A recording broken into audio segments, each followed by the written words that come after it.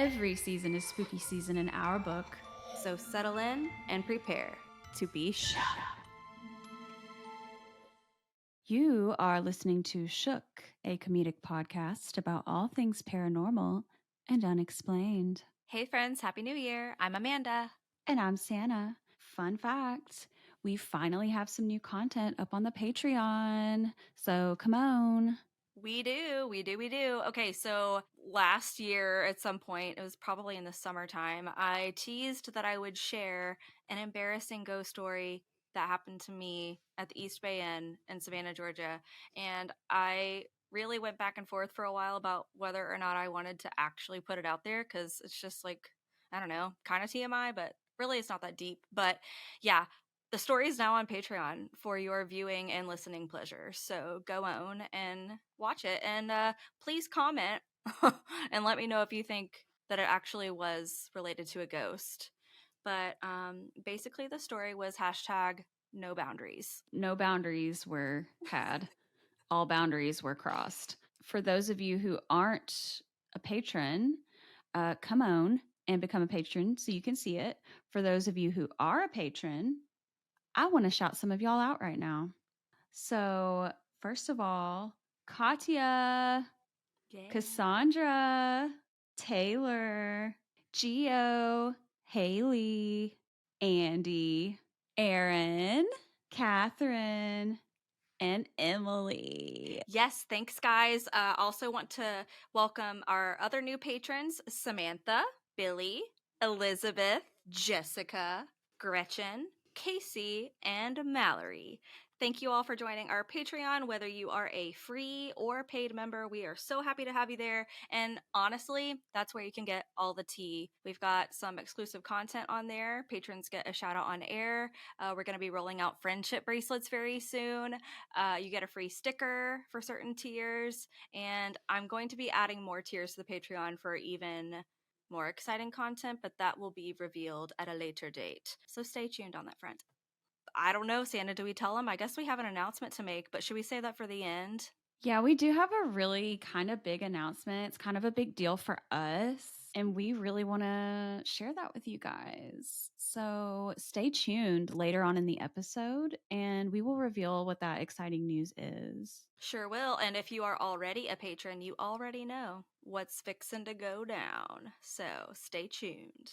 I guess what we can do now is share what this episode is going to be. Since this is our first episode of the year, Happy New Year, we thought it might be fun to go through, take a look back. Honestly, it wasn't that fun because it's so cringe to watch yourself back on camera, but to go back and watch older episodes, and Santa and I decided on our two favorite stories that we did and two favorite stories the other person had. So we'll just kick it off. We're going to have some commentary here and there, but this is a good jumping off point for people who are new to the podcast. This is probably a good episode to start with so you can get a feel for what we're like. It's kind of like a compilation, but we're going to add some extra stuff into it. Plus, we have that special announcement. So you definitely don't want to skip through this one. Yeah, this is a flashback episode. For those listening or watching, please let us know what your favorite moments were and let us know, what you want to see more of in 2024. That being said, Amanda, which one of my 2023 stories had you the most shook? Santa, without a doubt, Ava T. Matardo, which was the story that you covered in our episode, The Proof is in the Bunny Rabbit. I was literally flabbergasted by that whole thing. I had never heard of this woman before. Somehow, I mentioned even in that video that I love snakes. I figured I would have heard of that story by now, but I hadn't. It was a front row experience to something I ain't seen before. So, yeah, it was an amazing story. So, with that, roll the tape. Hunty, have you ever heard the name Ava Tima Tardo? I can't say that I have. Well, neither did I until very recently, but Ava Tima Tardo was a dime museum performer during the turn of the 19th century. Just so everyone knows, dime museums basically existed as cheap, lowbrow entertainment for the working class, and they showcased sideshows, medical specimens, and other oddities like wax figures. They would have sword swallowers and magic shows and any kind of like little freak show type situation. And they had these dime museums in big cities like New York City, Chicago, Baltimore, Cincinnati. These performers would kind of go around to the different ones. They would call it doing the dime museum circuit. And so Ava Tardo was considered one of the probably coolest and most unexplained for like how she was able to do her act. You can kind of pick apart when you're watching something like that, like, Yeah. oh, that's how they might have done the trick, and you have your idea, but it's like, no. So Ava Tardo was known for enduring poisonous snake bites, literal crucifixion, yes, pins and needles being pushed through her skin, like even her cheek, her neck, different body parts, and just other shocking injuries. She just would do anything that looked painful or That that is would be very crazy. painful to anyone. And she did all of this without any expression of pain. In fact, she remained so unbothered during these acts that she would just be like humming out loud. Like she would just be like, while somebody's hammering like an iron spike through her hand. Oh my God. It wasn't even that she got pleasure out of it either. It was just she allegedly, That's crazy. I don't even want to say allegedly because it's actually this has been proven. She could not feel the pain. She What? yeah, she physically could not feel the pain.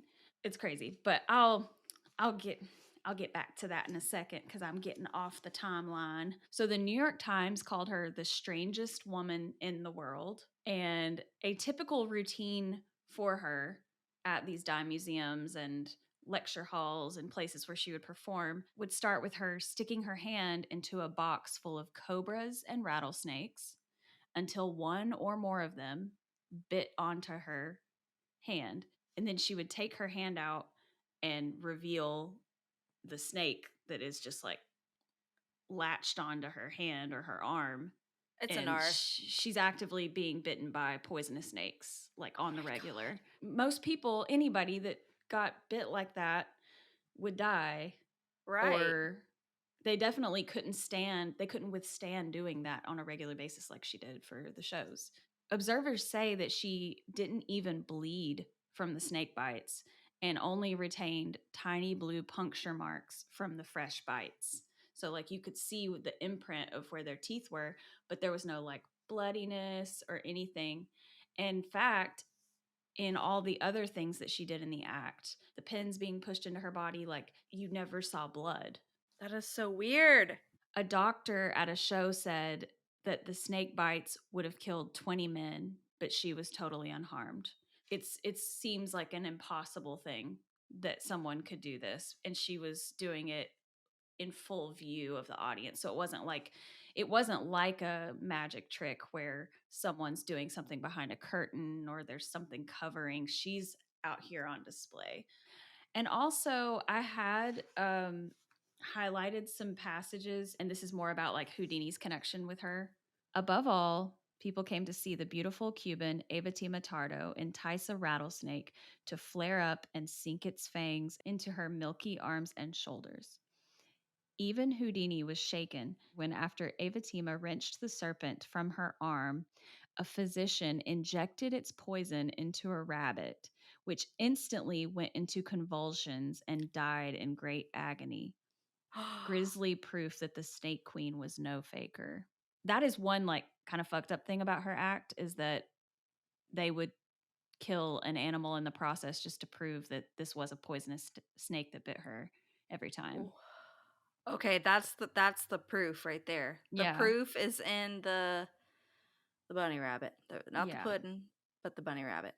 Damn. Yeah. And that's how like fucked up these shows were too. They just did some crazy shit back then. It was the wild wild west. So after the snake bite segment of her routine, she would get up onto a cross, So she would have doctors do like all of the harm that she was basically doing to herself for probably two reasons. One, because she was actively being studied by these doctors as to like what is going on. She was actively being studied and tested, and they're trying to figure out what is this anomaly. And two, they probably knew how to not pierce an artery that could kill her, or they probably knew how to not pierce an organ. You know what I mean? Yeah. So she would have a doctor hammer an iron spike through her hand, What? literal crucifixion. And she would also have the doctors push pins through her body, even through her tongue. So a newspaper reported that her wounds were white and gelatinous, not bloody. Oh And my she God. said she felt no pain at all, and that snake venom felt like whiskey, like the sensation that it gave her body. That's crazy. So white and gelatinous. So like coagulated white blood cells? There's like some really weird theories about that. Was this truly fully on display? There was no, I'm putting my hand in a bag where there are snakes. Like people physically saw the fangs go Yeah. into her flesh. Well, she put her hand in the box first just to get the snakes to bite her, and then she pulled her hand out, revealing the full bite and the snake wrapped around her arm. Oh my gosh. Like when she pulled her hand out, the snake was still latched on with the bite. That is insane. She is like just an anomaly. She herself is an anomaly of nature. It's crazy. Like, and she Yeah. was so pretty too. I'm sure the sexual tension was high when she was doing her act. It's giving like 50 Shades. She really did kind of like sexualize it a little bit, like as far as Hmm. like making it seem like she liked it, but really at the end of the day, she just couldn't even feel it. She couldn't feel Maybe it she's born anyway. with it. Maybe she's born with it. Maybe she's paralyzed. I don't know. Like, how do you not feel two fangs pierce your skin? That's crazy. There is a little more explanation as to maybe what this could be. So I'd said before that she said she felt no pain and that snake venom felt like whiskey in her veins. So she could feel that, I guess. She claimed to be able to stop her own circulation and dislocate her own neck as well. And that is the thing that the stopping her own blood circulation, that is the thing that had Harry Houdini like obsessed for a hot minute. As we've maybe talked about before, he would go around and like figure out how other people did their tricks, right? And he would Yeah. adopt some of their ways of doing things into his way of doing things, and he learned from everyone. He was hoping to learn how she did her shit. Yeah. He probably had a crush on her Especially, too. I'm sure he did. Allegedly, there was nothing romantic that ever happened between them, but he thought she was the coolest thing. So, a little backstory about Evatima. So, she was born in Trinidad in the 1870s. And when she was 5 years old, she was bitten by a large cobra. Oh. It's giving Spider Man. Cobra girl, does whatever a Cobra girl does. I feel like she was literally like transferred power from this fucking cobra, honestly. When she got bitten when she was 5 by the cobra, her parents were like scared to death that she was going to die. Because, you know, back then children were dying left and right all the time just from Right. tripping and falling or getting the stuffy nose. They're gone. You're out. So she didn't die as her parents had feared, but instead slept for 30 hours and was fine. Someone said, I don't remember who the source was, but someone said that the snake bite was like a sleeping potion for her because all she did was sleep for 30 hours straight and woke up and was like, I'm back. She sustained other poisonous reptile bites while growing up, and those had no effect on her either. She was just out here getting hurt. And also, like, the fact that she couldn't feel stuff probably made her susceptible to the bites. Cause, like, if something did bite her, she was just, I don't know, probably not even aware of it really at first. This is the most bizarre story I've ever heard I already. know. I know it's What? crazy. I'm obsessed with her. I'm literally fucking obsessed with her. Like, now that I What know a about her. What a badass queen. She, yeah, Wow. literally, we have no choice but to stand. So, another quote from Ava Tima pertaining to her condition. She said, I never had a pain in my life. I don't know what ache is. I'm always happy, never sad. Must be nice. She's never had pain, emotional or physical. And her whole life was just kind of like spectacle and excitement.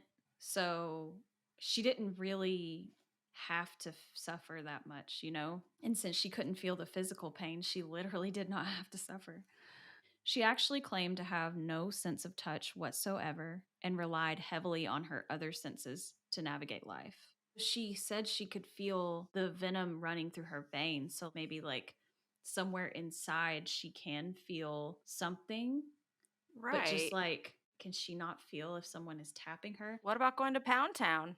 That's exactly what I was thinking. Like, when I found this out, I was like, no, but like, what if she can't feel any of that either? Oh. No, because that would be like No.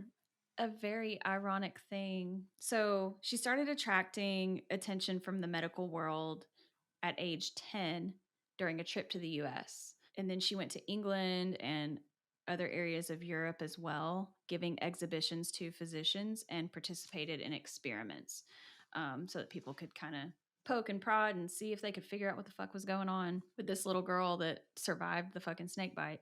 In It's crazy. 1897, she began performing at Cole and Middleton's Dime Museum in Chicago, and that is where she met Harry Houdini. And this is a quote from Harry Houdini about Ivatima.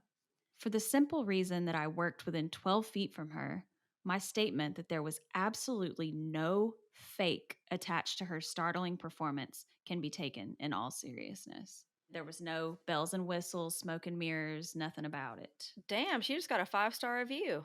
Got a 5-star review from Harry Houdini himself. Harry Houdini did have a theory about how she did her tricks. So, after years of investigation, I've come to the belief that this immunity was the result of an absolutely empty stomach into which a large quantity of milk was taken shortly after the wound was inflicted. It just doesn't make any sense. He's saying like after the snake bites, she would have drank a bunch of milk and then got on the cross, but she was like out there in front of everybody. There was no Hmm. time for her to be loading up on the milk. What the fuck does milk have to do with Right. anything? What's milk got to do with it? What is the correlation? Because I think because the press was reporting on her wounds being milky white, Yeah. I think his brain was just like, must have something to do with milk. That milk theory, Harry Houdini, do better. Silly.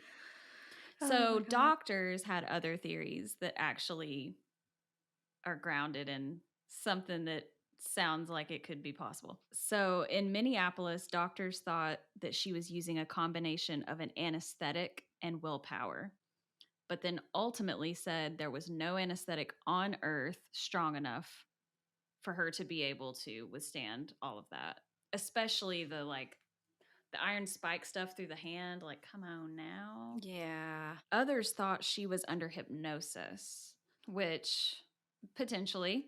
Dr. William J. Burns, who examined her in Minneapolis, gave the most reasonable explanation for her gifts. Miss Tardo is certainly what she claims to be, a woman without the sense of feeling. I attribute her present anomalous condition to the cobra bite she received when a little girl. That bite paralyzed the sensory nerves and inoculated her nervous system with the poison.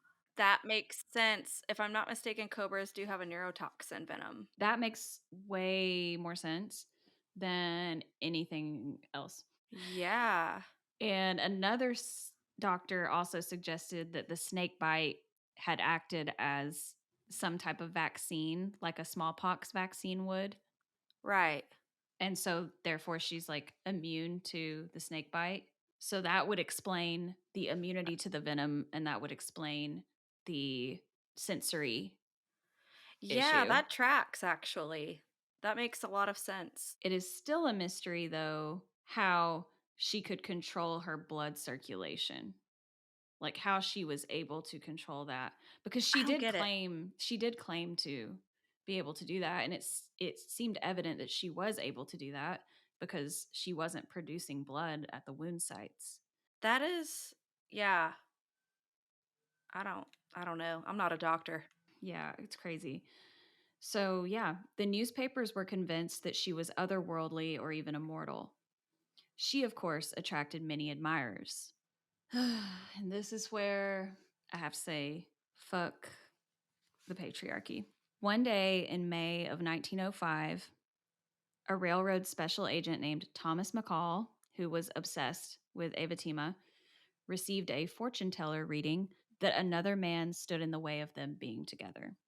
Drunk and filled with rage, McCall showed up to a saloon where Avatima was drinking and having a good time with the saloon's proprietor, Hal B. Williamson. I believe they were dating or they were together. McCall shot Avatima and Williamson and killed himself 5 hours later.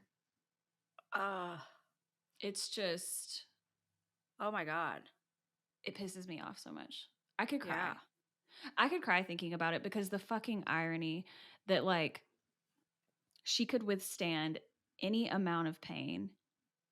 He shot her in the heart, though. There was no way she could survive that. That is that is brutal. And she was only 34. Oh my god. She had a lot of years ahead of her to, like, still keep trying to figure out what was going Yeah. on with her, to still keep working with the doctors as science advanced and stuff. She could have probably figured out a lot more of what was going on. Wait, okay, so she got shot, like, was it point blank? Was it from behind? Was it at a distance? That was not clear, but it Okay. just said that she was shot in the heart while she was just trying to relax for once. That's so sad. We may never see someone with, like, her strange abilities ever again. You know what I Right. mean? Yeah. We may never have answers, true answers. All we have are theories. We may never know, like, really what that was. And could it have been something otherworldly? Guess we'll never know. Damn. And now we'll never know because a fucking man. It's funny how a man has to, like, ruin everything all the time. He was not entitled to her. No. But that fortune teller is messy for telling him that another man stood in the way. She's messy. There's blood on her hands. I'm sorry, but there is. Okay, that is a little trifling, I have to say. And if she was any kind of intuitive, medium, clairvoyant, anything, she could probably pick up his chaotic and dangerous energy and to give him that information. Bitch. Yeah, I blame it. I'm just blaming everybody because I don't know. This is just very shitty. She still had more shit to do. That is very frustrating. I was so excited learning about all of the shit she did, and that's all she got to do. Yeah. Just It's like there was so much, she did so much cool shit and she was such a fucking badass and she seemed like bulletproof literally, and damn. it's like it was just so stunted. She was the one that everybody wanted to see, and everybody was trying to figure out, how can we be a dupe? How can we dupe Avatima? You Right. can't. Thing is, you can't. Everyone else, you're out. Because anybody else who would try to duplicate it, it would be like you're actually getting hurt and pretending that you're not hurt. She actually couldn't feel it. Right.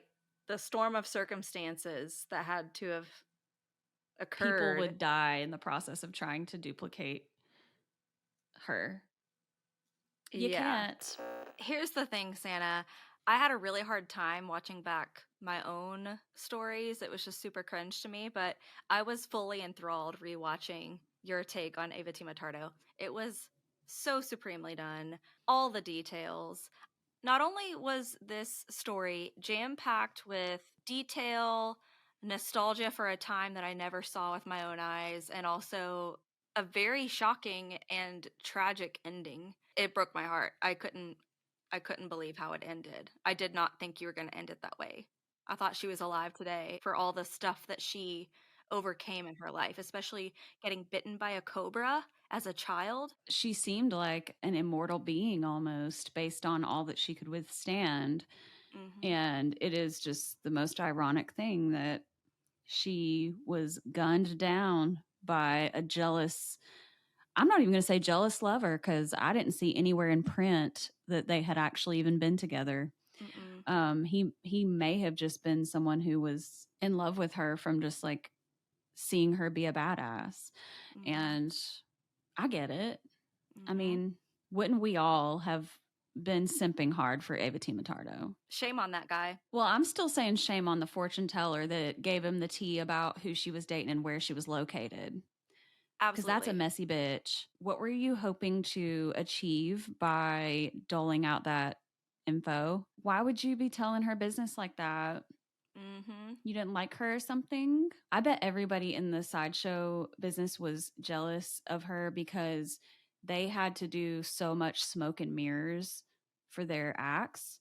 And she was like the real deal. I'm sure there were like elements to her routine that had illusion involved.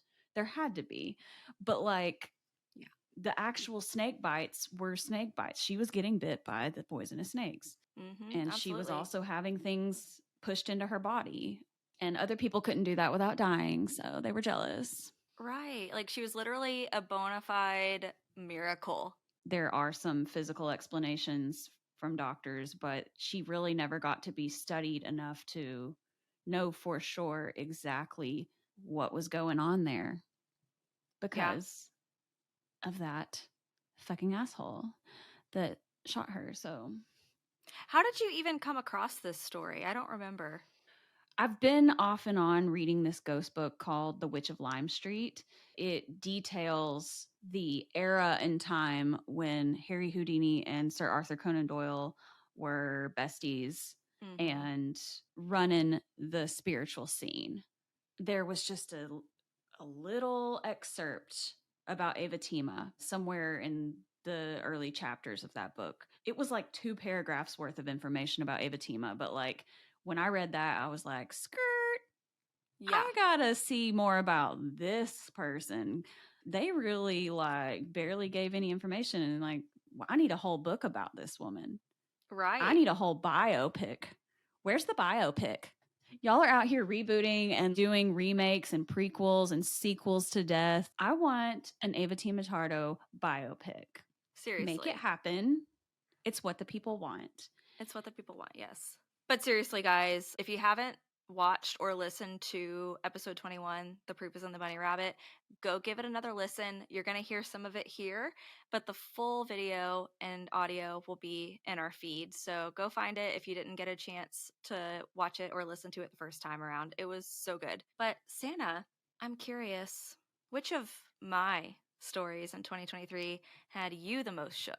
Well, TBH, this is not only my favorite story of 2023, this is my favorite story you've ever done. And that is your story on the Crescent Hotel, also known as Arkansas's hottest fucking club. This story took place in episode 16, which was titled Arkansas's Hottest Club.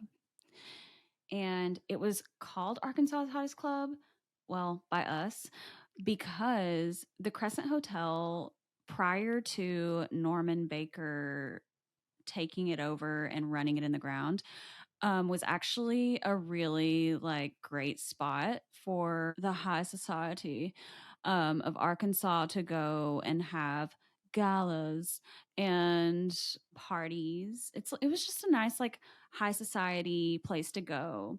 The bubbles were flowing. I'm sure people were probably having lots of orgies. It was just a great time that no one ever wanted to end. But unfortunately, it came to an end when Norman Baker came to town. And I'm not going to spoil it for you here. I want you to hear all of the crazy shit that Norman Baker did in episode 16, Arkansas's Hottest Club. Located in the Ozark Mountains in Eureka Springs, Arkansas, sits the beautiful Crescent Hotel. Despite its remarkable Victorian beauty, the hotel has a troubling past. It's alleged that during construction of the hotel, a stoneworker named Michael, who was working on the hotel, He was way up high and he saw a beautiful young lady from this great height, and he thought it would be a wonderful idea to lean over and holler at her. Who knows what he said? He may have looked her up and down and said, "You got a purty mouth." Or, whatever flirtatious saying was popular back then. You could say his little head was doing all the thinking, not the Mm-hmm. big head up here. So whoopsie. While trying to entice this lady, he fell to his death into slash onto room 218. It's unclear because I'm not sure at what point they were in with construction, if it was just a shallow husk of a room and he fell in it, or he came from a balcony, fell on top of the roof. I don't know, but he died. He died. And that's all I know. So that was room 218. Damn. And we will circle back to Michael. Don't you worry. Okay, so now you might think, in theory, that saving the hospitality of this hotel only for the wealthiest and most well to do, that its exclusivity would send more people in droves. Because, it was basically Arkansas's hottest club. But no, this business model was simply not keeping the lights on as expected. So, in 1908, this luxury hotel was used as a woman's conservatory. So, basically, it was a seasonal school for the well to do young women. It sounded kind of like they were maybe phasing out the invite only hotel bullshit, and then in the off season they would have the girls come and go to school seasonally, kind of like a semester type thing. So the rumor has it that while the school was in session, one of the students either fell or jumped in a fit of despair from the third floor balcony. And there's some speculation that this woman who jumped or fell to her death may have been pregnant out of wedlock. Between this poor lady and Michael, the stoneworker, you could say that gravity's a real freaking jerk. So then in 1937, a purple clad fellow named Norman G. Baker enters the chat. Listen to this. What this Norman Baker decided he wanted to do was purchase the hotel, paint it up in his favorite color, purple, and convert it into a hospital because, after all, this guy, he had the cure for cancer. Can you believe it? This man did not have a medical degree, no medical training, literally nothing. He ain't got nothing. He is simply, he's out. He's simply unqualified. You may be wondering, what the fuck was he? If he wasn't a doctor, what was he? Well, I'll tell you. He was a broadcaster, okay? He had a large following, and that's it. He was basically America's original gangster influencer shilling essential oils. That's pretty much what he was. So, guess what, Santa? Guess what this brosif thought was the cure for cancer? Drinking your own pee. No? Ooh, that's Tell pretty me if I'm gnarly. warm. That's pretty gnarly. It's not. Tell me if I'm like warm or It does cold because involve I a kind of low liquid. key do want to make guesses. It's involved with liquid? Okay, please guess. It's involved with liquid. So you're lukewarm, but I guarantee you will Like not guess what it is. the cure for cancer. Oh, the water from the spring, like the water, yeah, the mineral water. That is a great guess. And when I learned that that's what Eureka Springs was famous for, I was like, oh, this motherfucker right here, he's going to try to bamboozle us with some healing, Eureka Spring water, He ought to have like done Dasani. that. But no, I'm going to tell you what he thought was, or rather, what he told people was the cure for cancer. Are you ready for this? Get ready, buckle up. Ground up watermelon seeds, brown corn silk, red clover, some water, mint, and carbolic acid in a vial, in a concoction. Okay, a tincture. I see where he's going with it, but that's quite a claim to make. Yeah. Yeah, all I got to say is, what in the fresh hell is this MLM snake oil bullshit? Because I'm not a doctor. I didn't go to medical school. I certainly don't have the cure for cancer. But I'm pretty sure that watermelon seeds have nothing to do with it. Yeah. So, I mean, that's like so bizarre to me. Crushed up watermelon seeds? What was your initial thought when I said that this was a concoction? How would you preferably like to take something like this? Well, I would assume it's being distributed by mouth. Is he sticking it up people's asses? Yeah, about that, Norman Baker made millions allegedly off of these sick people, and over 40 people died at the hospital in his care because guess what? This concoction that he made to cure people was injected directly into their tumors up to 7 times a day. He was inflaming them. That's very he was literally like inflaming them by doing that. Fuck. And he was Directly taking into the money for this. He was literally he literally had this big ass sign on the hotel slash hospital that said cancer curable, and he had literature out there that said cure for cancer guaranteed. You that can't hurt. you can't do that. Yeah, it's really fucked up. And yeah. So back to the story.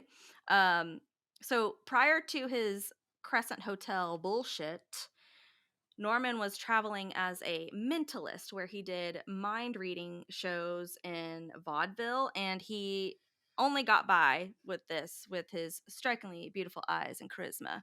Dude was a bullshit artist, but karma's a bitch. Norman Baker was eventually arrested and imprisoned for fraud charges. He died in September of 1958 in his yacht in Miami, Florida. So it sounds like he didn't have an actual physical piece of property. A yacht is pretty bougie, don't get me wrong. But the point is, he died. And you're not going to believe this, but he died of cirrhosis of the liver that had been aggravated by cancer. Yeah. Yeah. How's that? So, That's irony. yeah. So the hotel turned hospital obviously had a change of ownership after all that. And it, of course, turned back into the hotel that it was always intended to be. And in 2019, like hardly any years ago, I feel like 2019 was yesterday, but at this point, is it 2023? What day is it? I don't know.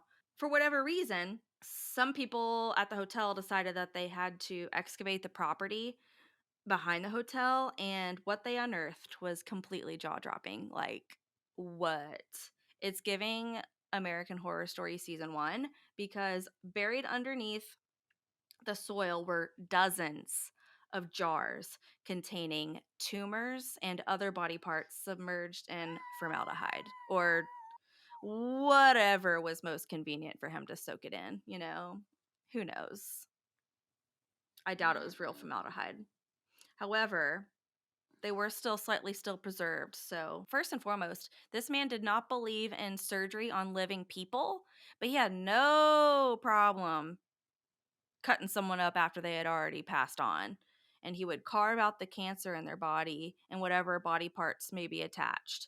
And he would put these parts into jars and preserve them. And over the course of the years, somehow they had gotten buried.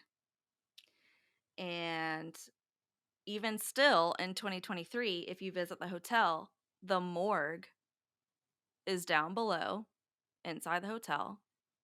And lined along the back wall of the morgue are actual jars of these specimens. And on the property where they started carving all the earth out, they have it looks like a glass enclosure kind of separating it so that people don't fall in. Don't fall in.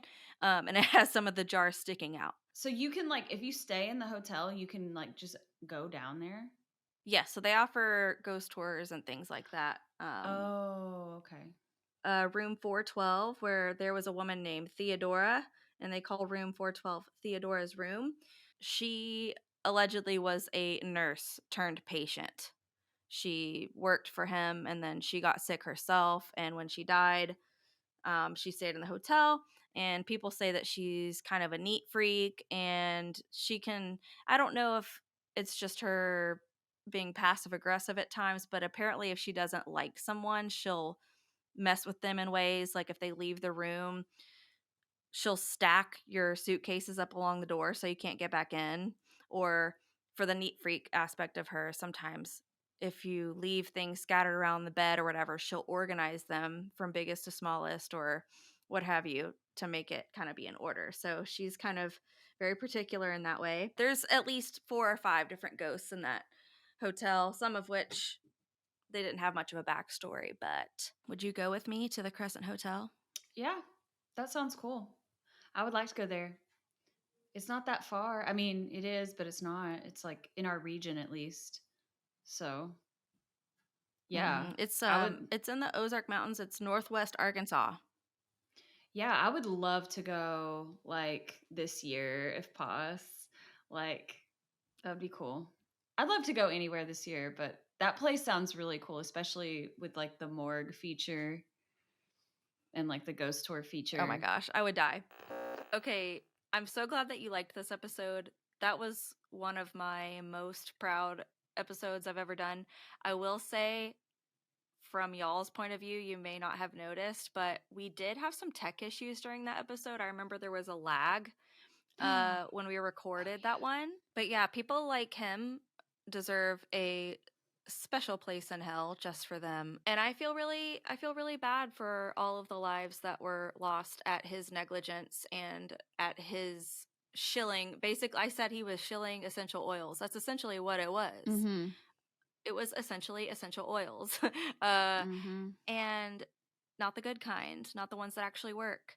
I equated what he did to several groups that exist that I will not name because I don't want to get sued, that prey on innocent people and their absolute desperation to find a cure, to find an answer, to find relief, to find whatever it is they're looking for. Because those people that he preyed upon were so desperate and he did them so dirty. To find out that he was injecting it directly into their tumors, that upset me so much because that is just so agitating. That had to Mm-hmm. have been so agitating to an already like inflamed thing that was happening in their body. God knows that could have caused infection. I'm sure it did. I'm sure it caused infection, gangrenous Mm. reactions. Like, he would have been a lot safer and a lot less liable, I feel like, if he had just been giving them some fucking water. Because he could have sold them the moon on some just water and not like injected anything in anybody. Just been like, here's some water, and this is probably gonna do the trick. Because Yeah. if you're just giving somebody some spring water, it's like, well, I tried. I tried Yeah. something. But then if you're injecting stuff directly in the tumor, it's like, you mean harm. You Exactly. mean harm and you're doing harm. And I didn't like that. And also, I was very, very upset to find out about the specimen jars, and even more upset to find out that some of them are still in the basement today. Allegedly, you can go to the Crescent Hotel and tour the basement if you want to. If you want to do a little ghost tour down there, which I do want to do that, but like I fear that if I see the specimen jars, I am going to throw up on the spot. And they cannot get mad at me if I do that because they have specimen jars on display. Even in movies, when I see specimen jars that are obviously like a special effect and not real, Mm-hmm. yeah, it's just so gross. Yeah. Did you have to dissect any animals in high school, like a mink or something? Only in middle school I had to dissect a frog, and that's the only thing I've ever dissected. And it was awful, wasn't it? The smell of It formaldehyde? smelled it smelled so bad. It was really gross. Yeah. I still can smell the formaldehyde from, oh God, so many years ago. Like, that's what I It's think the jars, sickening. Yeah, that's what I think the jars probably smell like. I Disgusting. hate it. I Yeah. hate it. And I hate him, and I hope he's having a great time in hell currently right now. He deserves it. Yeah. Whatever he got, whatever punishment he got, he deserved it. He's probably having watermelon seeds injected up his asshole like every 5 minutes if I had to I hope so. guess. I feel like that would be the epitome of karma. That would be perfect. I feel like that's for sure what's going on, and I'm at peace with that. So, Yeah. yeah. Well, I'm glad you liked that one. Thank y'all. I did.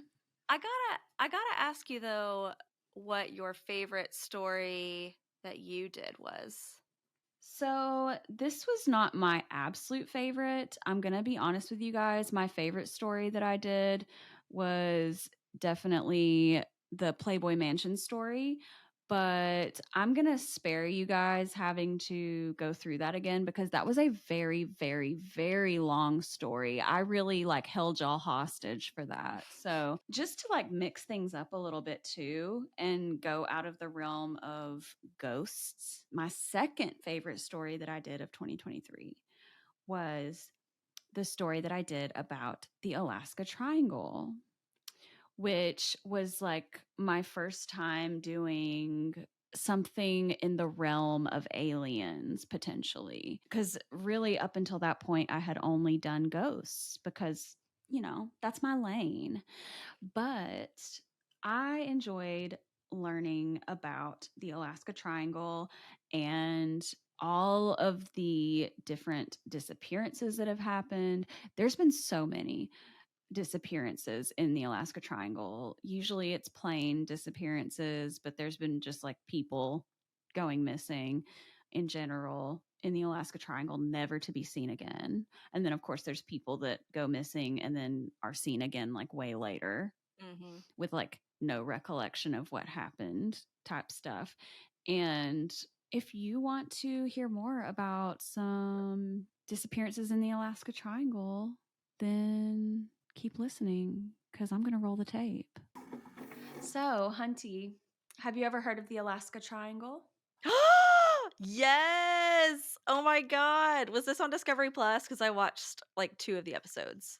Yes, Hunty. I will go ahead and tell you my main source for this story is a show on Discovery Plus called The Alaska Triangle, and particularly episode 1, because I did not know anything about the Alaska Triangle until I started watching that. And I was like, oh my God, so I'm going to be watching more episodes and shit. I might come in a future episode and talk about some other things that have happened in the triangle.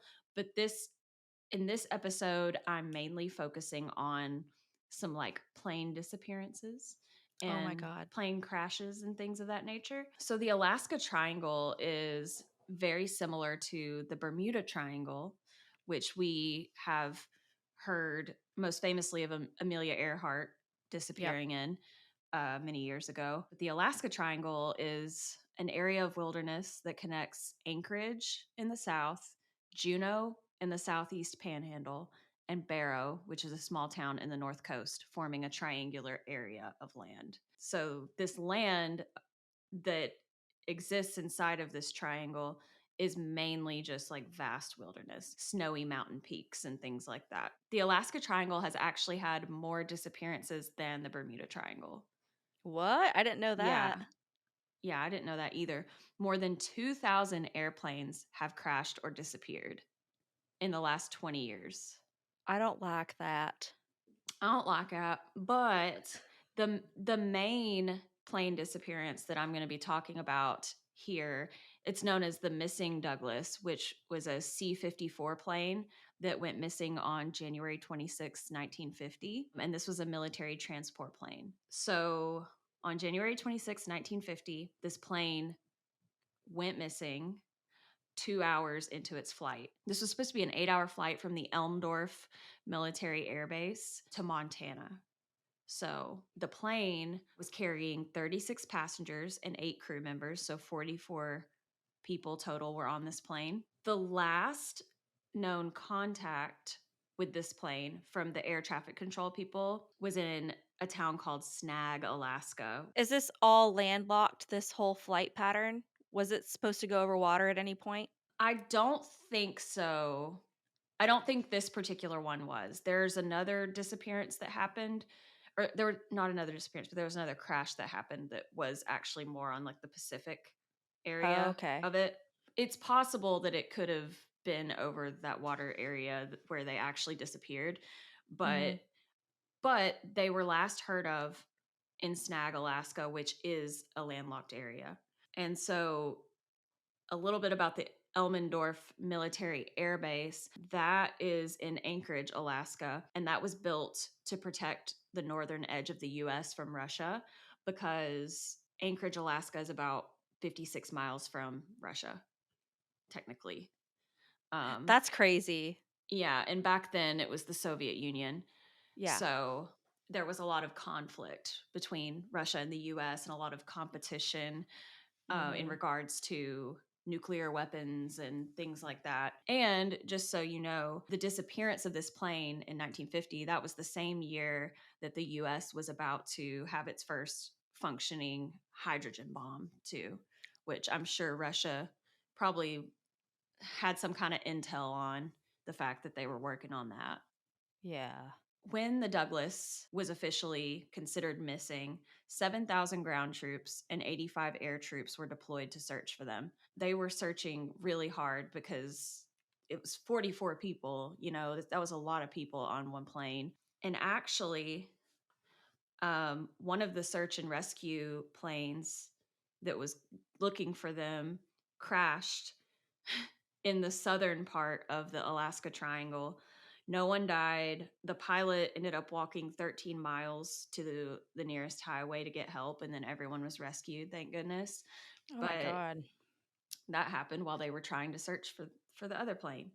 And then on February 7th, which was over a week after the disappearance of the Douglas, a C-47 crashed in the southern part of the search grid, and no fatalities happened in that one either. And it was never disclosed how or why that plane crashed either. We don't know if they were trying to just withhold that info or anything, but it just, Mhm. they crashed. A week later, a third search plane crashed near Snag, where the Douglas was last heard from. So it seems like this area is, there's something going on in that area because Yeah. it's like somebody does not want these planes in the air in that area. And then a fourth plane crashed, but this one was a B-36, which is a nuclear bomber, and it was out on a simulation exercise. This plane Holy shit. lost all power while flying back into the Alaska Triangle from the Pacific. So they did go over water, but they weren't over water when they crashed. They had gotten successfully back into the triangle. And their Um, power went out? yeah, lost lost all power, and then they crashed into Mount Colleget Oh my in god. British Columbia, which is part of Canada.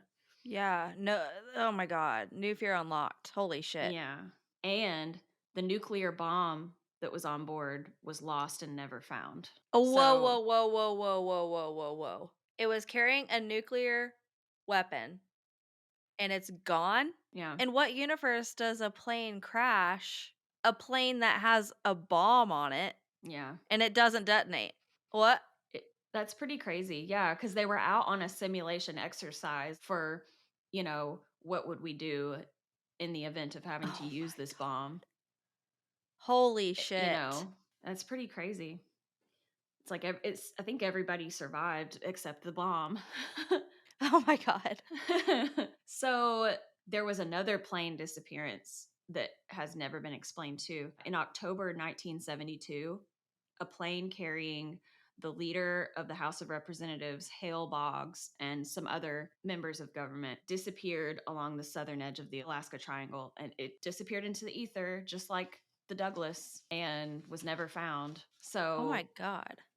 yeah, so we've got planes disappearing, we've got planes crashing all over the place, things just going missing, and there are three theories as to why this could be happening. Well, four technically. One is Russia involvement. That's like the first logical explanation is Russia having some kind of greater technology at the time to be able to interfere. That's the first theory. Second theory is the electromagnetic anomalies that just happen in that area that could have manipulated the navigation instruments that were Mm-hmm. used by the pilots, causing them to veer off course. And on the show, The Alaska Triangle, there was a man, I forgot his name off the top of my head, but he's a very experienced pilot, and he was showing how electromagnetic frequencies can affect a compass Mm-hmm. and can make it just kind of start going all crazy directions. And if you're in midair and you have a compass going crazy directions, or other navigation instruments kind of switching your route up, it can have you veering into a mountain for all you know. You know what I mean? It can Seriously. have you nosediving into the ocean. You never know. So that's one thing, is the electromagnetic frequencies that are just different up in that area in Alaska. And then, of course, there's the theories of UFOs being Yep. involved. And there's this group called MUFON, Mm-hmm. Mutual UFO Network, and they have some theories about how the UFOs could be involved in this. So they've actually received a lot of different reports over the years of UFO sightings in the area. So in 2003, there was a reported sighting of a mass of UFOs about 200 miles from Fairbanks, Alaska. And then in 1986, the crew of a Japanese airline allegedly saw two UFOs trailing their plane in the middle of the Alaska Triangle. And then February 10th, 1950, only a week, almost 2 weeks after the Douglas went missing, a top secret intelligence report reveals that UFOs were stalking US naval planes days before the Douglas vanished. So that report came out on the 10th, but this happened days before the Douglas vanished. UFOs stalking the naval planes. Oh The my first God. encounter, I know, it's like tea upon tea. I'm The scalding in this tea. It's so much tea. The first encounter was above the naval station of Kodiak, 250 miles southwest of the Douglas departure point in Anchorage, which was Elmendorf Air Base. Mm-hmm. In that encounter, a Navy pilot witnessed a UFO going 1,800 miles per hour on his radar. At the time, there were no known aircrafts that could go that fast. Excuse me? Yeah. What the fuck? Imagine being up in the air and vulnerable, and like there's something chasing after you, and you're just alone up there, and you're Seriously. just hoping that the air traffic control people can hear you as you're like trying to communicate what you're seeing. Right, and that rate of speed, like, that's way too many miles per hour. What Yeah, the hell? that's a bit too much mph. So so the UFO that the Navy pilot saw suddenly vanished and reappeared 2 hours later, trailing the Navy plane again. It followed for a few minutes and then vanished again. Ugh. And so this Kodiak encounter happened 4 days before the Douglas disappearance, by the way. That's the actual number, 4 days. This top secret naval report was so important at the time that 36 copies were sent to various security agencies like the FBI, CIA, Air Force Intelligence, and the Department of State. People Mhm. were like, this is a security issue. Yeah. This report about the Kodiak UFO encounter never saw the light of day, though, until the 1970s, when a Freedom of Information request forced the release of a redacted version of the report. It was sent to all these intelligence agencies, but was actually kept under Yeah. lock and key. 2 days after the Douglas disappearance was another UFO sighting, this time above Elmendorf, where the Douglas had originally departed from. An Elmendorf commander spotted three orange objects above the airbase, and they hovered at about 2,500 feet and then vanished. I'm just gonna tell you, I don't like any of this. If this is I know. like we say aliens come and get me, but like maybe don't. Yeah, at least not while I'm up in the air myself. Don't be Yeah, don't come chasing for me me. like that. We're not playing hide and seek in these airwaves. No. Plus, I'm not intelligent enough for y'all to want anything with me like that. You know what I That's mean? that's incorrect, but I get what you mean. Like, No, but it's like, I'm not the one you want. You know what I mean? Like, I'm not You the would do one. like a hair flip, like, "Me? Moi? Oh my god." It'd be very Moira Rose moment. Yeah, it "Oh, would. It you actually want would. to see me, Alexis?" David. So the lieutenant colonel filed an unidentified flying object report after that. Some think that the Douglas may have actually been taken by a UFO, like the plane itself taken. And the logic behind that is the use of a tractor beam, which is a super strong energy beam that can pull anything into its orbit, Oh my like god, towards it. no. It's like a grappling hook, basically. And that one, I mean, that one's kind of extreme, but it's also like scientifically could be. It's a valid theory. It is theorized that the Douglas C-54 was overpowered by superior technology like a tractor beam, and that's why it has never been found. So in October 1978 in Australia, Frederick Valentich, a pilot, took off in his plane and then described an unidentified object above him at about 1,000 feet, moving really fast. He saw a green light and metallic shiny appearance on the outside of the unidentified object. Hmm. A few minutes later, Frederick says to the air traffic controllers, "That strange aircraft is hovering on top of me again. It is hovering and it is not an aircraft." Then the last Yikes. thing heard was clashing metal, and then the signal was lost. He disappeared, never to be seen again. And it's Oh my god. theorized that a UFO attached itself to his plane somehow and like pulled it off into the ether or used a tractor beam, as the other theory states. So a few weeks after the Douglas disappeared in Alaska, there were possible signs that the plane might still be out there somewhere. On February 1st and 2nd in 1950, there were faint radio signals heard containing people talking, but they couldn't make out what they were saying, and they were signals from the plane. The radio Wow. messages came through for days after the Douglas disappearance, but gradually became more distant until they stopped getting them. The last theory as to what could have happened to the Douglas is that it flew into a portal, which is a gateway to another dimension created by electromagnetic forces. And in this theory, the radio signals would be sounds coming from another dimension.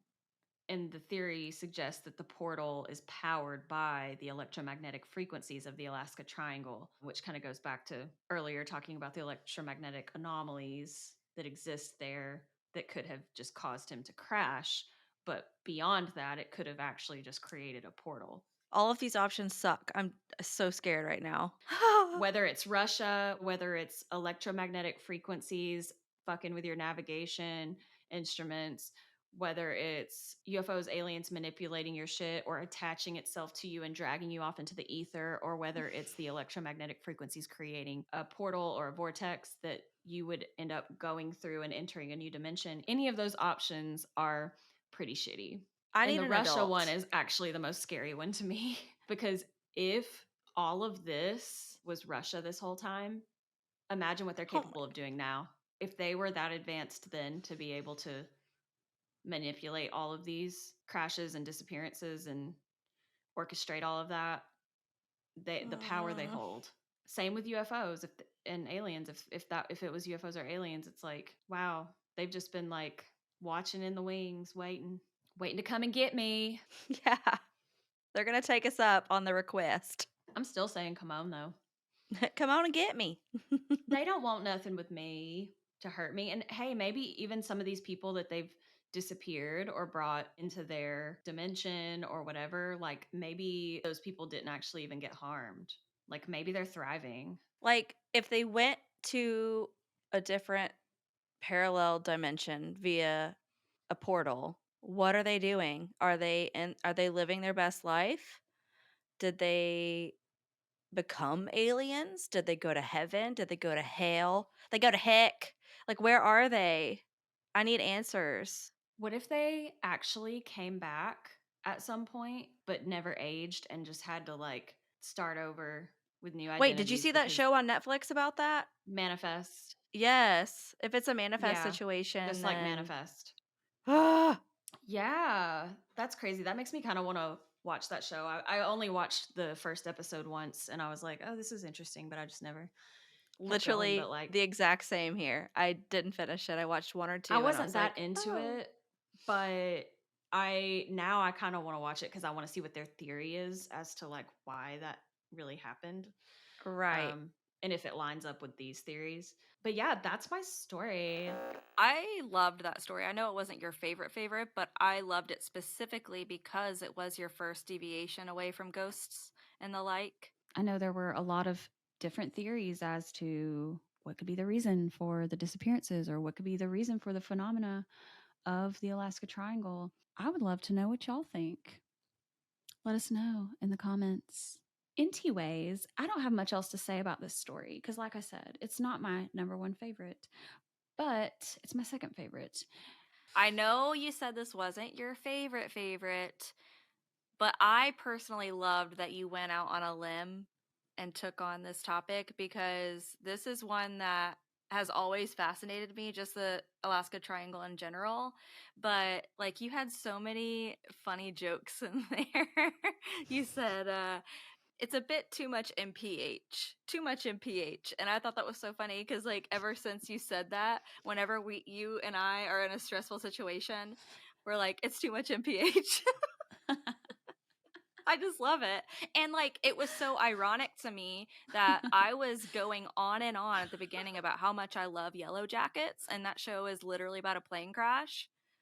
Yeah. And you That didn't was know that I was crazy. going to do the Alaska Triangle either at that point, I don't think. No. I had no Yeah, idea. that was a synchronicity if I ever saw one. It really was. And Synchronicities in the I don't stew. and I think that was the time when your mom and stepdad Richard came up and gave you that giant big screen TV so you could Yeah. watch Yellow Jackets. Did My you ever home watch it? theater. No.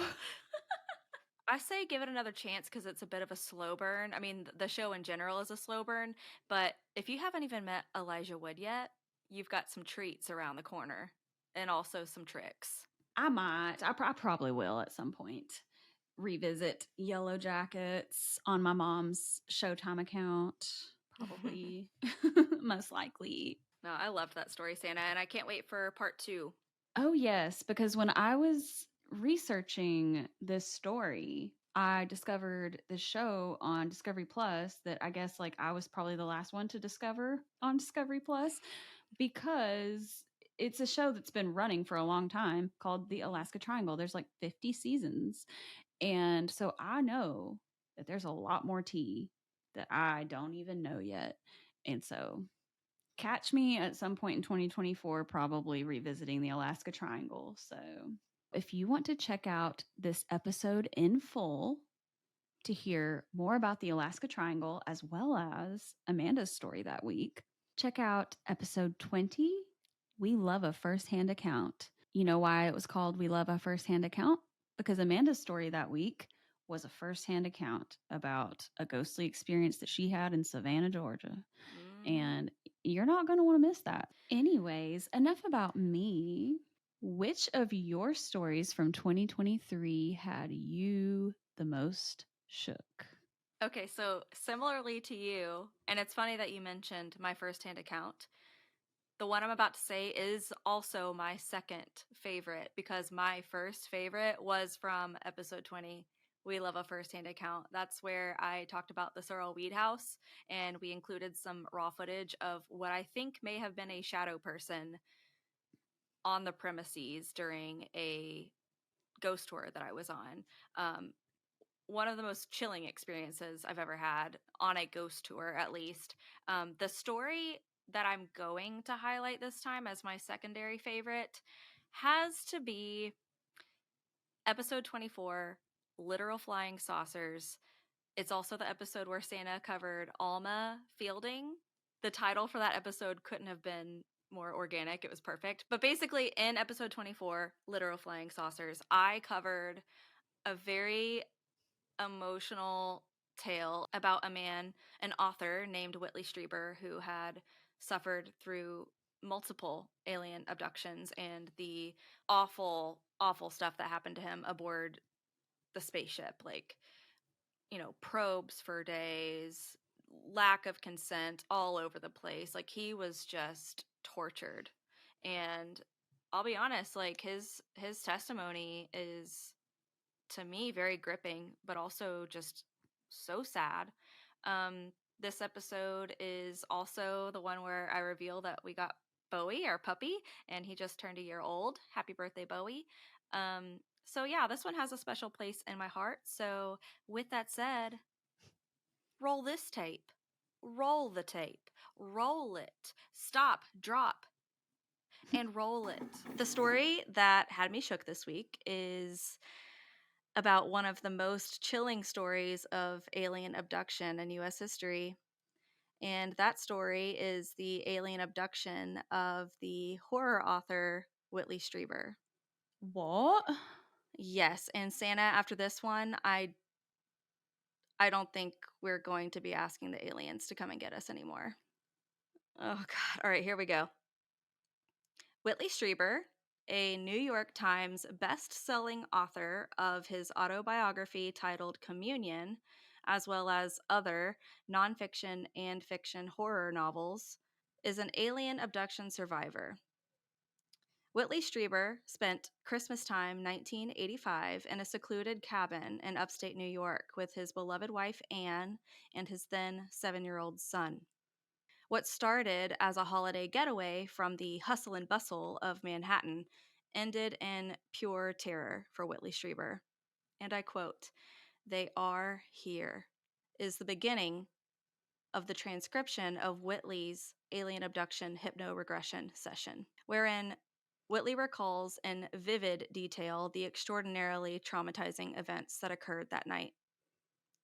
With that said, please consider this a blanket trigger warning for what's to come. Disturbing contents ahead, including, but not limited to, mentions of rape and bodily harm. As Whitley recalls what happened to him on that quiet, snowy evening, he continues in this hypnotized state, saying, quote, "I hear him. He comes right in the door. He's wearing a face mask with 2 eye holes. He stands beside my bed and makes a gesture towards the door. And there's a hell of a lot of them. I'm scared as hell, just screaming and screaming." Whitley goes on to explain that after he notices that there are several aliens in his home, that he suddenly finds himself outstretched in the cold on his back porch. He's lying on this cot bed like situation, simply frozen in fear. And before he can even register this, he is suddenly in the middle of a clearing in the woods, still strapped to this cot or whatever it is. If suddenly finding yourself in the middle of a freezing cold, snow covered field isn't terrifying enough, well, then he recalls that very abruptly, suddenly he's in the air and he's blazing through the clouds into an unfamiliar room. And this is actually probably my only opportunity for some comedic relief in the whole story, so I'm just going to go with it. He describes this mysterious room as smelling like cheese. So, this is where I have some real questions, okay? What kind of cheese does it smell like? Because there's a Mm-mm. significant Mm-mm. difference. There's a significant difference in funk between something like Gouda or Havarti as opposed to Gorgonzola, for example, my least fave. If it smells like Gorgonzola or, heaven forbid, blue cheese, that right there would be enough for me to want to end it all. And the reason I say that I would end it all is because, like, in that point, not only have you clearly been abducted by aliens, no questions asked, but you also have the misfortune of having your nostrils assaulted by Mm-hmm.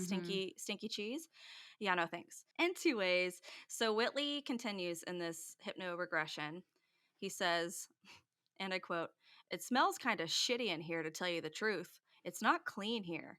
So at this point in the story, what I need to know is, are the aliens like coming to invade us because they need cleaning products, or do they not know what basic hygiene is? Why does it smell so bad in this spaceship? Like, why does it smell so bad in this spaceship? I digress.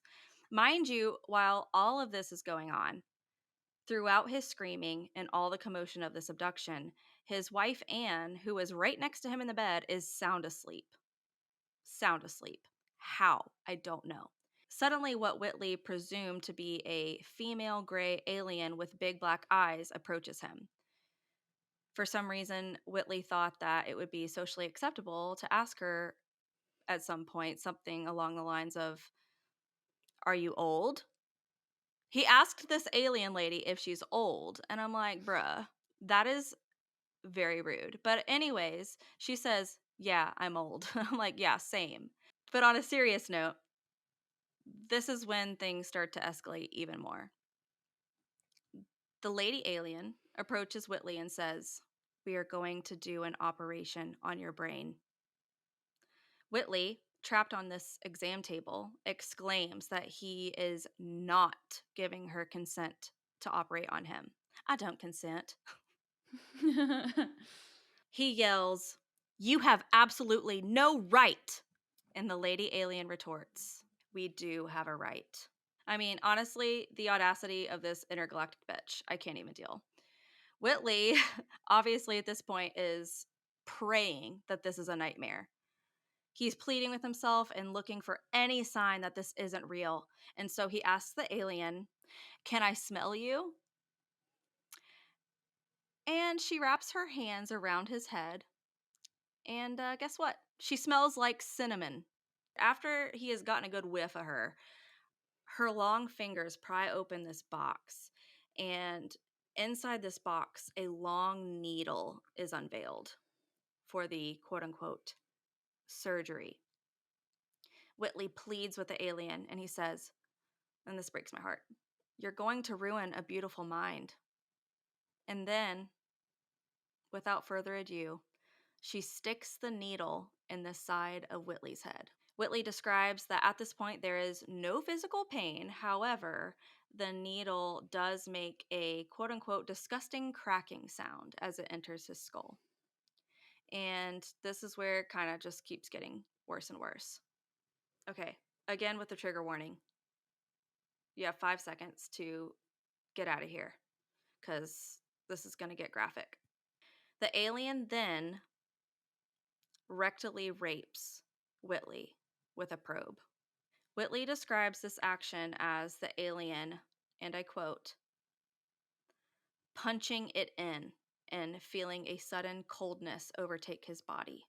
So messed up. Anyways, so the next morning, Whitley wakes up with only bits and pieces, just fragments, vague memory of this trauma.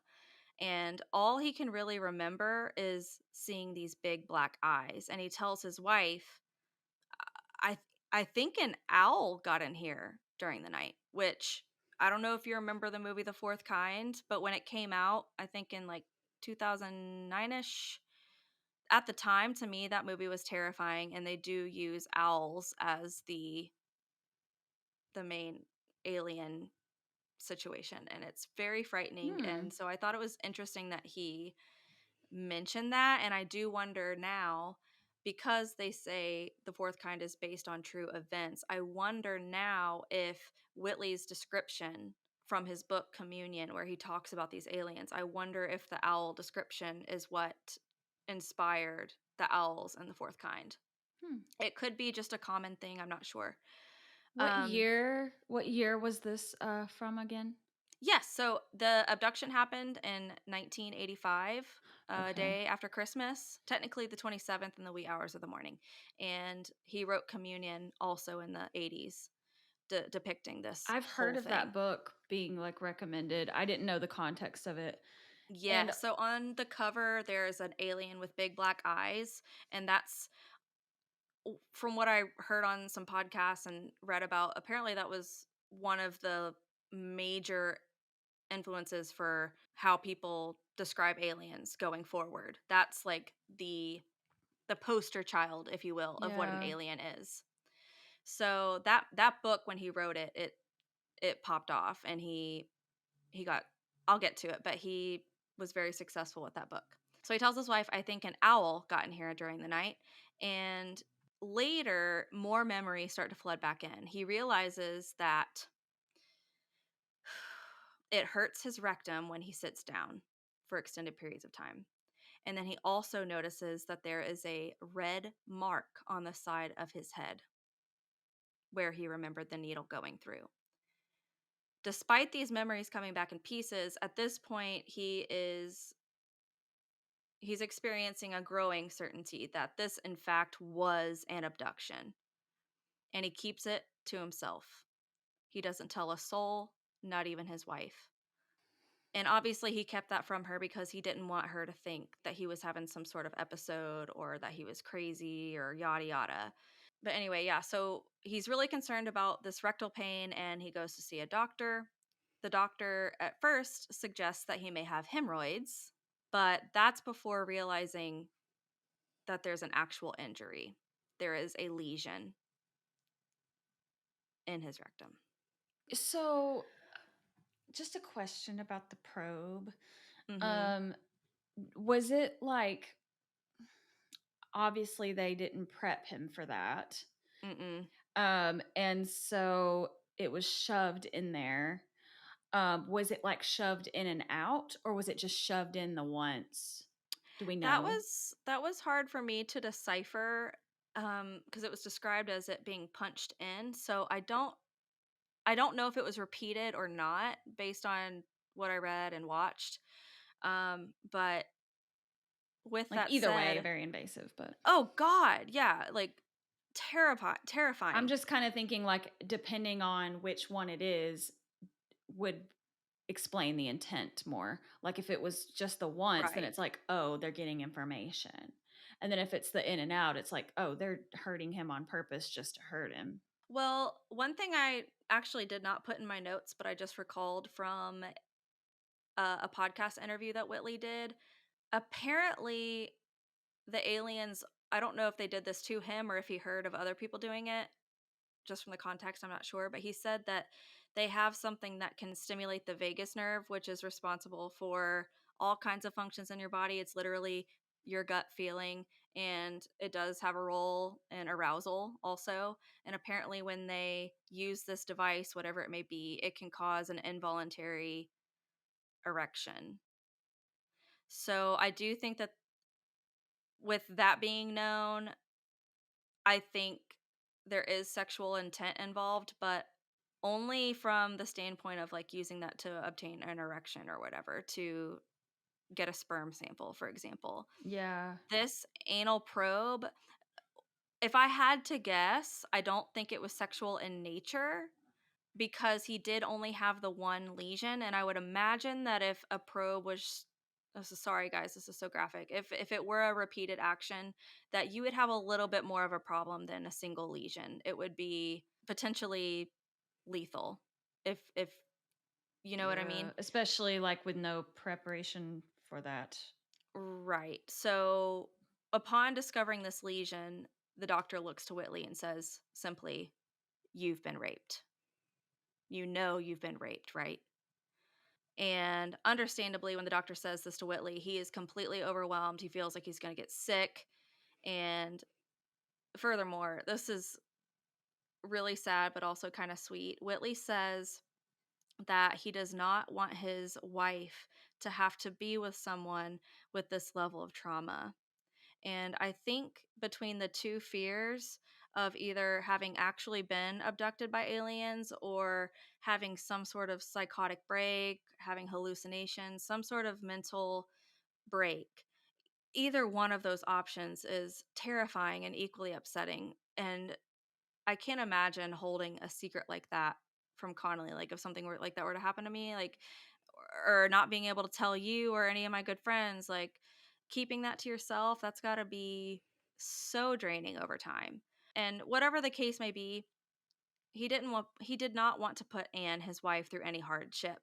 And so Whitley even considered offering her a divorce to spare any turmoil. He kind of was of the mindset of I'm damaged goods. I'm paraphrasing, but kind of along the lines of I'm damaged goods. Why would anybody want to deal with someone like me who's going through this? That's just crazy. First and foremost, who's going to believe me anyway if I do decide that I believe I was abducted and raped by aliens? So Over time, he grows more and more certain that he was abducted by aliens. I should note, though, that the doctor did some tests on Whitley and apparently everything came back negative. So, with that portion, I don't really know what to think. But ultimately, Whitley can't take it anymore and he does confide in a friend. He brings it up to his friend named Timothy, tells him all about the abduction, and Timothy then encourages Whitley to finally tell Anne. He's like, you cannot keep this from her. You have to tell her. And so Timothy encourages Whitley to finally tell Anne. And when Whitley approached Anne to tell her his experience, she braced herself for the worst. She thought that he was going to ask for a divorce. Instead, he says, "No, I've been abducted by aliens." And Anne, sweet bean, she said something along the lines of, "Oh, thank God I don't have to get a divorce." Like, that's love right there. That's a ride or die. I think it's wholesome because she believes him right off the bat, essentially. So that's love. So going forward, let's see. Like I mentioned, Whitley has this hypnoregression session. The doctor's name is Donald Klein. This hypnosis interview occurred on March 1st, 1986, just a couple months after his abduction. So, along with what I had transcribed earlier in this hypnoregression session, Whitley continues. He's screaming over and over and he shouts, "What the fuck is it doing to me?" But here's the kicker. Remember, I told you this incident happened December of 1985. What Whitley is remembering here in this part of the regression is not from the Christmas time abduction. This occurred at the same cabin 2 months earlier, October 1985. What the fuck? So, yeah, this is where he discovers the Christmas incident was not his first rodeo and he had apparently suppressed memories prior to this. Whitley then recalls that he was with Anne and his friends Jacques and Annie at this cabin that October evening. And in the middle of the night, through this regression, he recalls the cabin suddenly in the middle of the night fills with a bright light. And then suddenly it's dark. As the darkness appears, there is a shadow of a figure that appears to be standing and donning a hood, staring at him from his doorway. It's giving Afro up. It's just standing there. So, no, sorry, Whitley. If you're listening, this is not funny. We laugh to cope. We laugh so we don't cry. Whitley further describes that the alien seems to be holding something that is causing this strange electrical sensation when it's gestured towards him. It's unclear, but I'm imagining something that of like a baton or something. It's Mm-hmm. just being like Hail Married in his direction. And I don't know if this is the same electrical device that can stimulate the vagus nerve and cause erections and all that creepy stuff. But as this happens, or rather, after this happens, the aliens then telepathically show Whitley imagery of both the past and the future. In these visions that he has, Whitley sees this is so sad. He sees his son die, and then he sees what he thinks may have been the fiery end of the world. He mentions depictions of explosions and fire and just devastation. Then he relives in this regression the death of his father, who passed way too soon, I believe, of a stroke or a heart attack. It was a heart attack, I think. And it's so heartbreaking to listen to Whitley recall this because Whitley, I think, originally is from Texas, or at least spent part of his life in Texas before moving to New York. And in this regression, you kind of hear his Texas accent come out, and he's saying things like, "Oh, daddy, you lived a hard life." It's so sad. And he's just reliving the moment his father passed away. And I hate that for him. That's so sad. But that October night, this is what's crazy. At the time, his friends, Jacques and Annie, did not remember anything. They didn't remember anything at the time. Neither did he, neither did his wife. So after recovering this memory from the regression, he asks Whitley asks Jacques and Annie to go into a hypnosis regression, completely blind, no context clues. Hey, would you be willing to speak with my therapist? Basically. And surprisingly, Jacques and Annie agree to this request. And again, they had no idea what the doctor was going to ask them. Both Jacques and Annie get hypnotized and regress back to that October night. And guess what? They recall a very similar experience: the bright lights, the footsteps, all of it. I believe it was Jacques that said something along the lines of, "Oh, shoot, I thought I slept in until 12. That's so rude of me to do," because this light was so bright that it looked like it was daytime outside. It was that bright. And so then he, fumbles through his bed, and the light goes out, and he's like, "Okay, good. It's not late morning. I can go back to sleep." So he goes back to sleep, and he did not remember this until this regression. So I don't know how you explain that. So, after this, Whitley publishes his New York Times bestseller, Communion. The nonfiction novel is about his extraterrestrial experiences. And after Whitley was interviewed by Larry King, thousands of letters come in explaining that they too had very similar experiences. And these letters, fun fact, are apparently now archived at Rice University. Um, at least they were at the time of filming of one of these documentaries. After these two experiences with the aliens,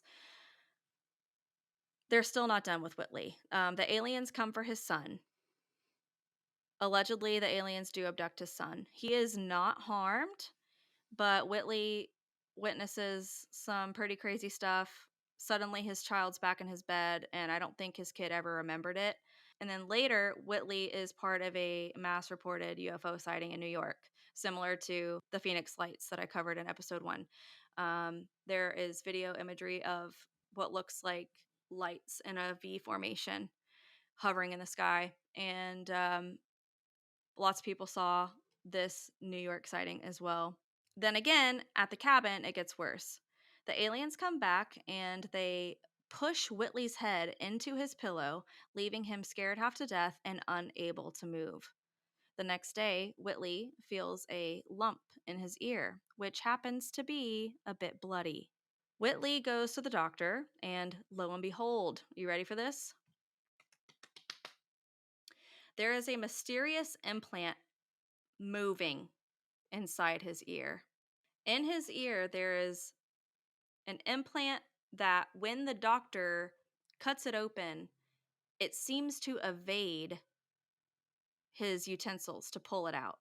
And at this point, Whitley didn't announce himself who he was, but eventually I think the doctor puts two and two together and he's like, "Oh shit, this is the communion dude who got abducted by aliens multiple times. I'm not fucking with this. Like, this is an alien implant. Bye." And so he sews him back up. Whitley, last I heard, still has this implant. Maybe he got it removed, but it's fucking crazy. So ultimately, the doctor is unable to remove this. And here's the kicker about this implant: whenever Whitley puts a walkie talkie up to his ear, it gives off signal, like radio interference signal. What in the actual hell? Okay, so that's wild. Whitley would later become blacklisted from certain publishers that he had worked with in the past. His two horror books that popped off, one was called The Wolfen, and I'm blanking on the other one off the top of my head, but he was kind of like a horror sci-fi-esque fiction writer. And he went from that to writing a true, they say true autobiographical book about all of these encounters. And that book is the one that popped off. Here's where the story gets really sad. Devastatingly, Whitley's sweet wife, Anne, who refused to leave his side, his wife who believed in him, passes away. When? I want to say it was 2014 or 2015, so semi recently. 2014 feels like yesterday, It's so long ago, though. but it's literally almost a decade ago. Damn. What is time? Anyway, so Whitley, he believes that Anne is still with him and that she takes the form of a white moth when she wants to remind him that her spirit lives on. And the reason he believes that is because he saw this white moth after her passing in the dead of winter. What moth is flapping its wings trying to get your attention in the dead of winter? It's too cold out there. Ain't nobody got time for that. And additionally, he thinks that this is her because there was a poem that was very close to her heart that she had shared with him. And when he saw this moth at first, he was like, "What is going on? It's wintertime." And then he thought, the poem, it's Anne. And I think it's so sweet that he takes comfort in knowing that she's still with him. Whether it's the moth or not, doesn't matter. To me, she's with him no matter what. Like I mentioned, he got blacklisted. So he was struggling financially there for a hot second. I mean, haven't we all been there at some point or another? He has Yeah. to yeah, we're out of money. Please support Patreon.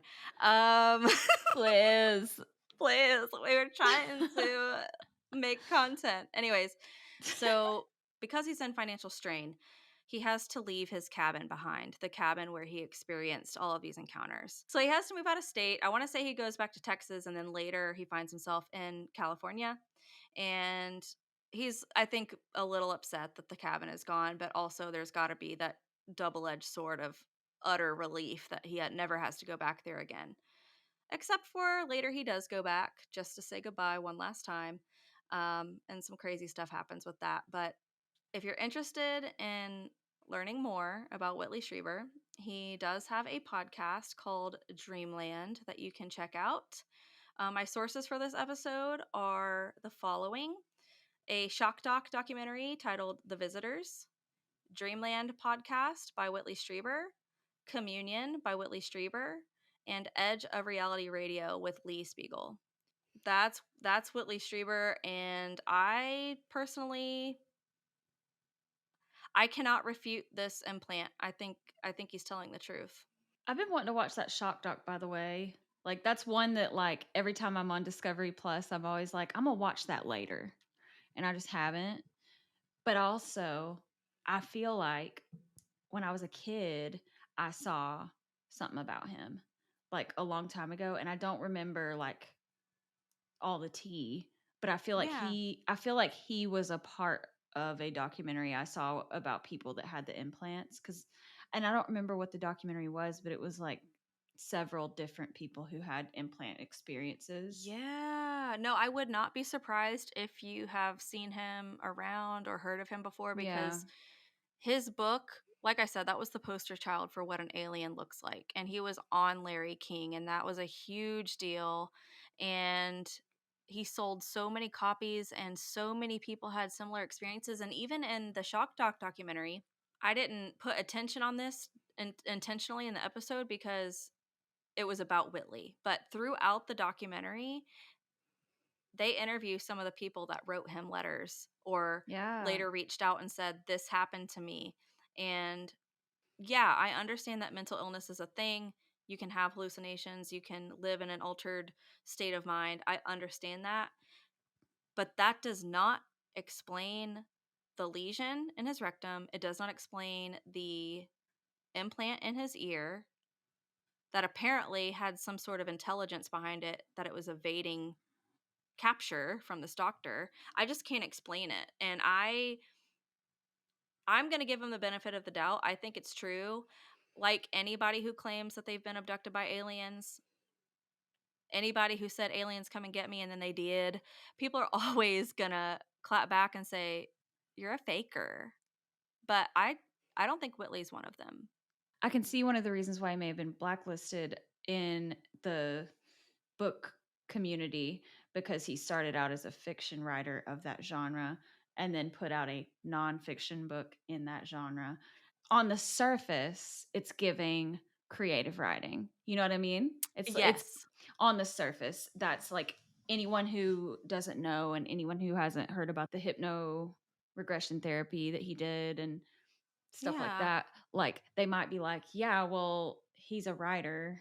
You nailed it on the head. The main objection to his story is exactly what you just said. People questioned his credibility and his authenticity because he was a writer, and some people had the opinion that it was a cash grab.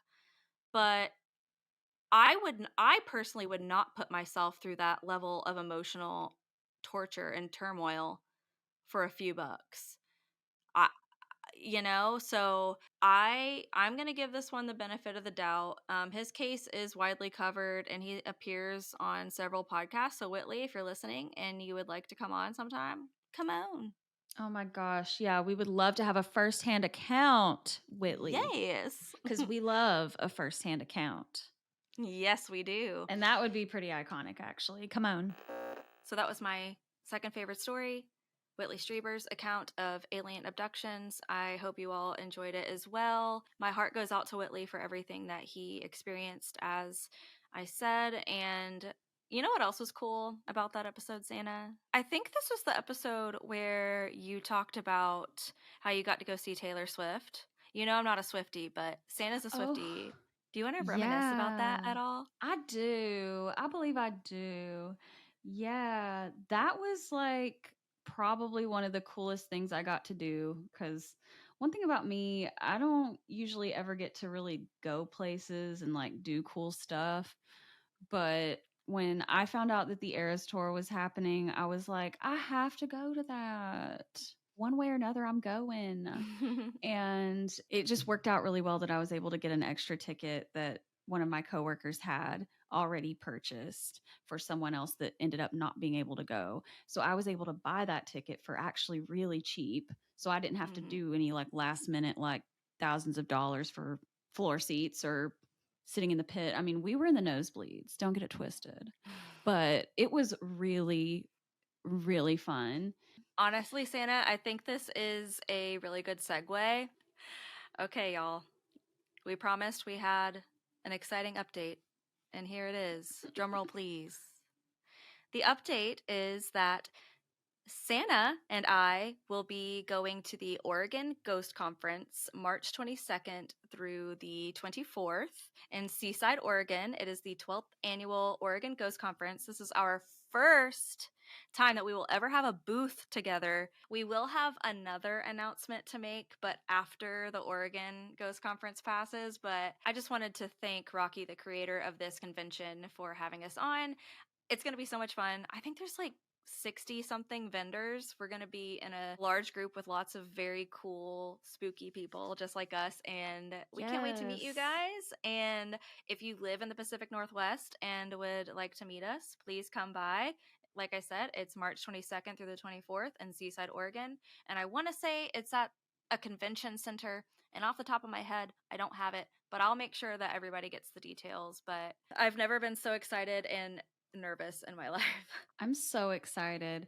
And I haven't even gone to look like have they posted like any kind of itinerary of like workshops and stuff that are happening or like lectures or anything cool cuz I want to definitely Yeah. partake in some of that. As of this recording, I don't think the tickets are up for sale yet, but I do know that they will be $20 and that will give you access to lots of speakers. I remember seeing he posted something about the deadline for submitting contracts for the people who were going to speak at the event. I do know that I know that there will be an area kind of like where we'll be, where people can just go through the booths, socialize, purchase Mhm. merch, do whatever. We will have friendship bracelets. We hope to have some clothing options at the booth as well, and some other goodies, but that'll be a surprise. But I did go ahead and tell Katya that we were doing this. I spoiled it for her because she lives in the state, and I was like, "You have to Yeah. come. You have to So come." she can And have so, time to prepare. yeah, so that kind of happened very suddenly. And so I just want to say thanks to everybody who was patient with us and gave us an extra week to breathe, because we've had like technical difficulties, like my computer's being a jerk, and then also planning for this convention on the fly. Mhm. I do not have enough hours in the day to accomplish all the things I want to do. And I know you feel the same way. Like Santa's out here working, like she's out here. So it would mean a lot to us if you guys could come, if you live in the area or are open to traveling. If not, don't worry. We've got more news to share, but that will be at a later time. Mhm. So, We've yeah, there'll be other opportunities. Yeah. And of course, while we're there, we're going to be keeping everybody updated on the tea of what's going on. So Yeah. if you don't get to make it, don't have the FOMO too hard because we're going to try to like keep everybody informed on all that's going on and Mm-hmm. anything cool that we get to do, any cool people we get to meet. I'm really excited. But yeah, guys, that is our show, I guess. Thank you for your patience last week when we weren't able to put anything out for you guys. We hope that you enjoyed this recap. And if you live locally to Seaside, Oregon, or if you have the means to travel there, we would love to meet you in March. But until then, I guess stay shook and stay tuned. Thank you so much for tuning into Shook. New episodes of Shook drop every other Wednesday on YouTube, Apple Podcasts, Spotify, or wherever you love to listen to your favorite podcasts. For more information on today's episode, please check out our show notes. And until next time, stay shook. Do you have a personal paranormal encounter you'd like to share with us? If so, visit our website, shookpodcast.com, and fill out our contact form. Or send us an email at shookparanormalpod@gmail.com. And one last thing, friends, Shook is a 100% independently produced podcast. So please consider supporting our show by either leaving a review or contributing to our Patreon page. You can find that at patreon.com/shookpodcast.